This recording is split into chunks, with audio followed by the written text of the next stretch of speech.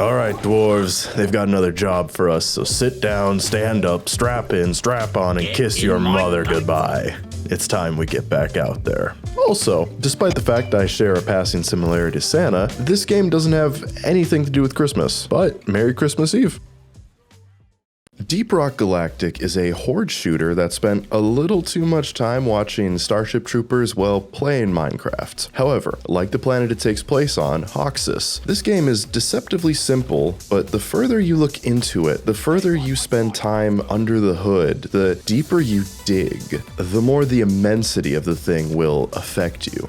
However, this game runs on a gameplay first system. There's not a lot in the way of story or lore, so I'm not gonna try and get into it. What we are gonna do is we're gonna dive right in. So for starters, let's pick a mission. You get to decide between a number of biomes with randomized missions on each that regularly refresh during playtime. Then you grab your gun, axe, and a friend if you can manage. Then you get that ore. You drop in, find even the most insignificant pocket of mineral or biological riches, complete the mission's assignments, and GTFO. Once you manage to return to station in one piece, that is, you can upgrade and unlock new equipment, beer, and cosmetics. From here on, rinse and repeats. Day by day, you work for the Deep Rock Galactic Mining Corporation, so this is your lot in life. But you can find a lot of joy out of the simple pleasures. After all, it's a dwarf's life down here. This is where my story takes place. A world where missions are endless, beer is cheap, friends are many, and the sheer amount of pod retrieval missions are worrying. My friends and I hopped into this game a little while back, chose our starting classes. Mine was, and still is, engineer. We chose our first mission, dropped below the planet's surface, and fell in love. Caves spanned in seemingly every direction. Each time we would break down a wall and throw a torch into an unknown space, our sense of adventure was relit. As we accepted more missions, we found masses of rock covered in alien plant life, whole cave systems blasted by sand or radiated by strange green rocks, and far more. The world of Hoxus may appear lifeless and desolate from the surface, but once you pierce the exterior and go below, you will find a world brimming with energy and life. The bugs we found there were fierce in their defense of their homes, however. Well, we failed at first to efficiently gather the resources and complete objectives we needed, but soon we became accustomed to grouping up and hunkering down during hordes and scouring with every free second given to us. In no time at all, we secured valuable minerals and upgrade material to amp our weapons past 11 and into the stupid range. For example, my shotgun went from a reliable boomstick to a murder machine that, when combined with my turrets, would turn a horde into slime in a moment's notice. Along with this, my allies improved as well, turning from tough but limited dwarves to killers who could melt tougher enemies in seconds. Eventually, we started unlocking new gear. And with new gear,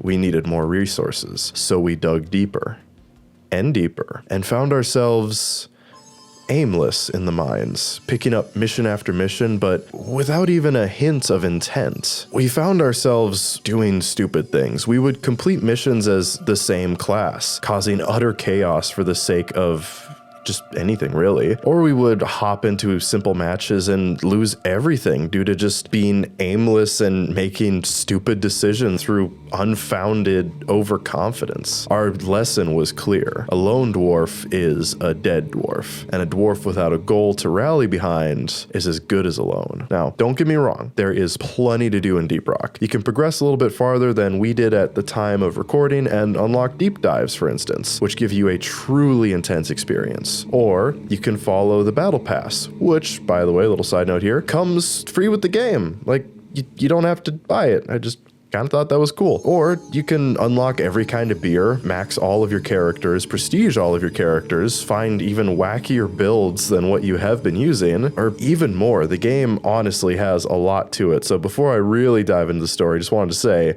just go give it a try. It was a lot of fun. Anyway, looking at it though, what we wanted was something a bit more. We wanted something we could do that would stick with us, give us some kind of lasting appeal. And then it came to us. We wanted achievement. So we took a look at the achievement page, and we found 3 that we decided we needed hell or high water. My allies are the regular suspect from the previous stories, but to make sure all of our bases are covered, we were joined by Cryptid, the talented driller who could eat rocks and shit diamonds. His class specialized in drilling pathways through stone and burning escape routes through hordes respectively, with a stream of flame that could honestly make the sun jealous. Up next is Happily Doomed, the adrenaline-addled scout who could enter a cave and immediately tell you the value of everything within 200 yards with a simple glance. Scout, obviously, specializes in scouting the map, locating where other roles are required and reaching hard-to-reach areas, either to collect that annoying pocket of ore or carve out the backside of a particularly dangerous bug. And lastly, we were joined by them.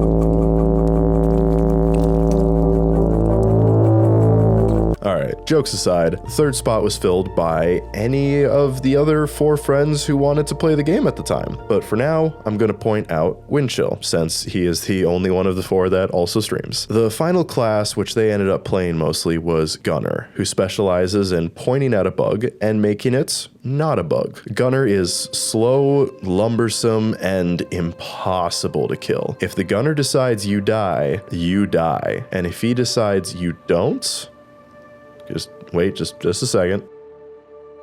You won't. Now, the challenges. Up first, bug hunt. Glyphid dreadnought eggs were scattered through the planets, and one of our most common missions was to exterminate these dreadnoughts before they could become something even worse. This challenge? Kill 2 of them within 30 seconds of each other. Needless to say, the warriors amongst us were excited. Secondly, roller coaster. One of our other missions involved dropping in next to a refinery, laying pipelines to 3 separate pumps to extract liquid morkite and refine it. One unique mechanic is that you can grind on these pipelines to get around the map quickly and get yourself both in and out of sticky situations. This achievement was to make a pipeline so great, so epically massive, that it takes 2 minutes to get from one end to the other while grinding. As the engineer, let's just say I was looking forward to it. And for our final achievement, an award that is spoken of in the highest tier of play as well as the lowest circles of morkite scavengers. A prized possession for many and a disgusted mark by others. I am, of course, speaking of the one, the only, self-control. Play 10 consecutive rounds without kicking a barrel in the lobby. May the gods of rock and stone have mercy on our envious souls. We grabbed our axes again, drank deeply, and made sure to plan absolutely nothing. And so, we went on our way to carve our own path to glory, or die trying. First, I kicked every barrel on the map into the shuttle launch bay. Then, we decided to start with roller coaster. Picking the first mission that popped up, we started by laying the pipe for 2 of the main pipes that would be our transportation and maintenance pipes. These would let us access almost the entire map while we were still building the main coaster. Once those were finished, our scout decided to take it upon himself to construct the monolith. We took turns guarding the scout while others scoured the mines for any and all useful material. We didn't know the extent, but we knew that we would be down here for a long time. Minutes turned into hours, and the air was tinged with the scent of fresh glue stick, as the decision-making went from this might be a good idea to pipe go unga bunga. With numerous delays both by hordes of glyphids, as well as our own mistaken placement of terrain and pipeline, our time in the dark grew, and we started to become unsettled as our ammunition and nitro stocks grew thinner and thinner by the moments. Then the scout called. He had done all he could, the pipe was complete. Now, we just needed to build it. We built the pipe piece by piece, slowly and agonizingly in the darkness as bugs crawled up and down our perimeter, threatening to burst out of every wall at any moment. Once we had reached the far end, we took a look at our accomplishments, and finally, we all hopped on. Twist after curve, up and down we rode. Despite all of our trials, we had constructed a true roller coaster and filled the majority of the map with a single line, doubling back on itself numerous times. However, it wasn't long enough. We were between 10 and 20 seconds short of the final goal, and we were running dangerously low on ammunition, and we were out of space. After weighing our options, we realized that we just couldn't make it on the map, so there was no other choice available. We decided to live to mine another day. With our axes low and our heads heavy, we logged off for the night, but we would be back.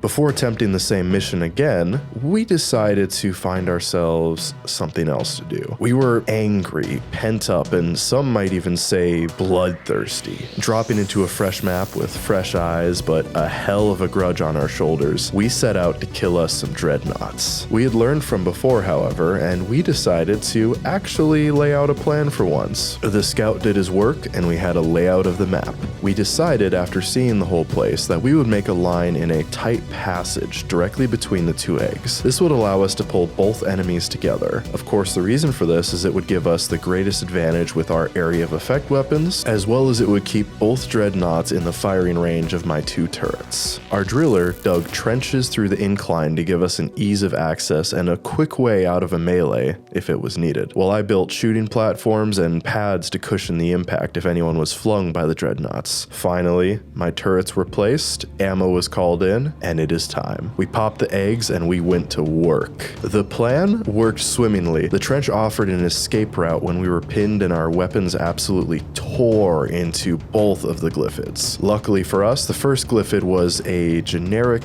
glyphid dreadnought, a big, tough bug who could throw you around and pack a hell of a punch, but lacked any other gimmicks to speak of. The second one, however, would be more of an issue. It was a glyphid hive guard, which came with 3 smaller bugs that you needed to squash before you could even start to chew through its armor. But with our might combined and some tricky turret placements, we did it. The bastards were down and we were so happy for it. After the failure of the previous day, this victory had not only given us what we needed, but it also gave us confidence and a little bit of our pride back. So, heading back to base with our heads held high, we started laying plans for our next attempt. But this time, we wouldn't be making the same mistakes. We would be the masters of the tunnels, and no one and nothing would stop us. We drilled into a massive section of the sandblasted biome and found ourselves once again surprised by the immensity of Hoxus. This map had little in the way of spiraling tunnels or forking paths, but instead it held a massive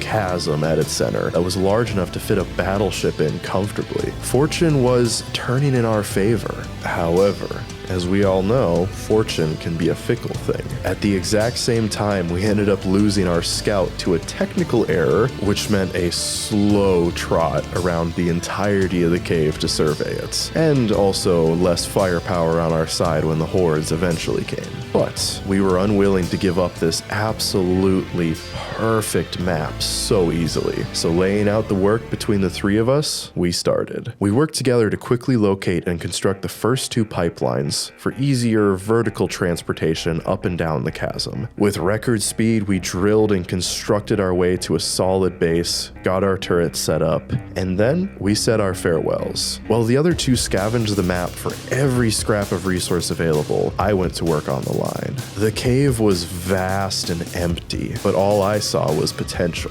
One piece would be placed here while another would circle around and stretch over the top of it. This cave would have the pipe exit out of one side and then re-enter from the opposite direction after a long detour. And finally, we would curve around here and we broke down a wall of sandstone, and there it was, the pump. I sent one of the others down the pipe to check its total run. It was enough. He got the achievements, but could it ever really, truly be enough? After our crushing defeats and the additional time we had spent in the dark preparing, the hours of grinding and working and trying to get people together to do this, could something this simple really be it? no. I made a decision and turned away. Our destinies would not be fulfilled so simply. I would not take a quiet victory, a whimper of joy when the deed was done. I needed to go further. This definitely did not cause any issues, but we carried on. It felt like days had passed, and all I could see was the next cliff edge to be used as a support, the next cave that could be used as a turnaround, the next area where I could, the next thing. The depths had truly consumed me. Then I got the call. Our fourth man had managed to reconnect and was dropping in to support us. He reminded me of the mission, the one I had forgotten so long ago. So I pulled it together, recorrected my path, busted through a couple of walls, and worked my way back to the end goal. With one last connecting piece, it was done. Now, if you'll humor me for a moment.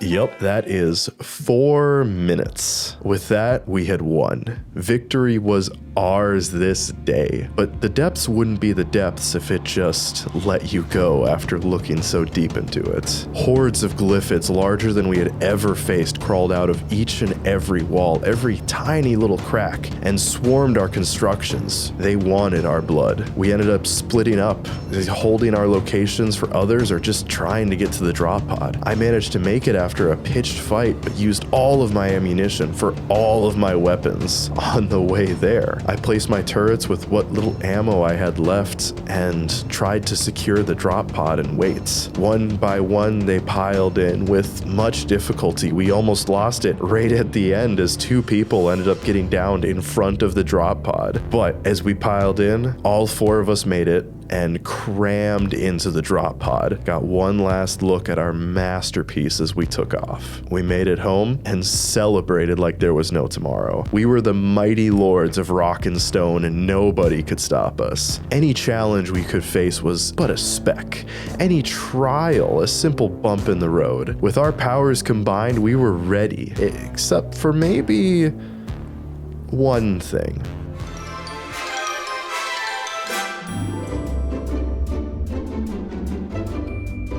And that's it. It took me a lot longer than usual to figure out how to tell this story, so let me know what you guys think. But I honestly highly recommend this game. A couple of you guys in the audience had actually recommended it to me, and I appreciate it. Deep Rock was a game that I always looked at and thought looked awesome, but just never really took the time to get into. And I can confidently say at this point that it's gonna be one of my regulars now, something I play whenever I have free time. Either way, thank you so much for watching, and thank you to everyone who has subscribed. This channel is growing way quicker than I expected, and I hope that we can keep gathering people around it. Let me know what you guys thought of the story. Let me know what you guys thought of how I wrote it. But as per usual, I am nobody, and I will see you wherever our stories may lead.